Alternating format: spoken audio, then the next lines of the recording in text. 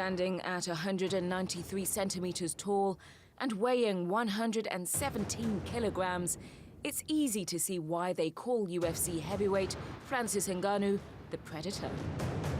But for the fighter to stand in the bright lights of the octagon today, he first needed to rely on someone's charity.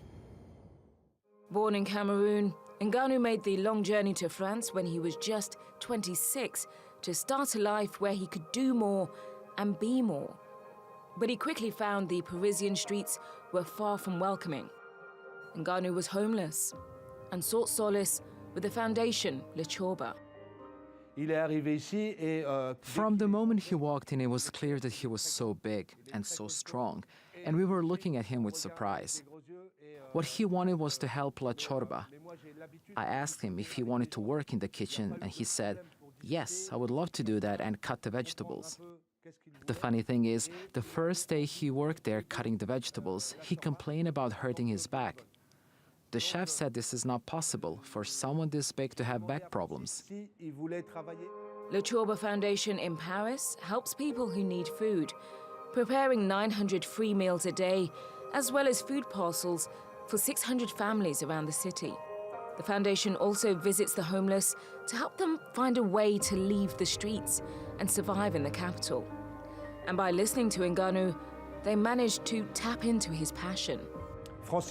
He used to box at a sports club, and I asked him if he was looking for another sports club to box. So I went to my friend Lopez next door and I told him, I have someone who's helping us that wants to do sports. I went to the gym, he was there, huge guy. I went down in the basement. I have a bag, 2 bags full of clothes, with apparel that can box. And he said to me, no, I cannot go with the bag. Can I leave the bag here in the gym? And I said, why? And that took me like 2 seconds to realize that he could not keep the bag because he was homeless. Fernand Lopez, head coach and owner of France's #1 MMA gym, let Ngannou train at the MMA factory for free and was impressed with his intelligence, speed, and strength. Fernand took him under his wing and cultivated a relationship that would take him to another world, far away from living on the streets. As soon as he started the first training, I knew there was something. Randomly, I had the television in the gym that day. And I was laughing because the camera was on him. And then the guy turned on me and said, why are you laughing?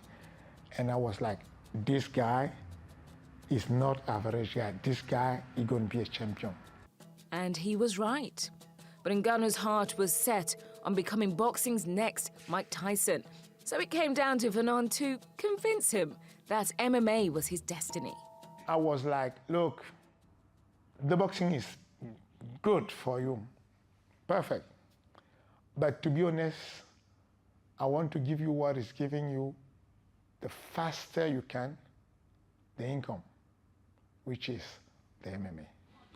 I was giving him the access to the best boxing gym in Paris, saying to Francis, okay, now you promised me, you just have to stick doing the MMA a little bit. And then at some point we had a fight. And then he fought and he was happy to fight and he made money. The deal paid off and the transformation was complete. And in 2015, Ngannou earned his place in the sport's premier organization. But the fame, attention, and the money that came along with the UFC didn't discourage Ngannou from what was important to him. He kept coming here. He continued to shake hands with people. He continued to find the time to help us. If he saw someone without money, he would give it to him without anyone noticing. He doesn't have a big head. This is the biggest quality of this guy. He really has a big heart. He knows to appreciate it. If you offer him a plate of food, he'll be very careful to finish it, because he knows that there are people that don't have anything to eat. He has kept good values in his life, and I hope he will continue to do so.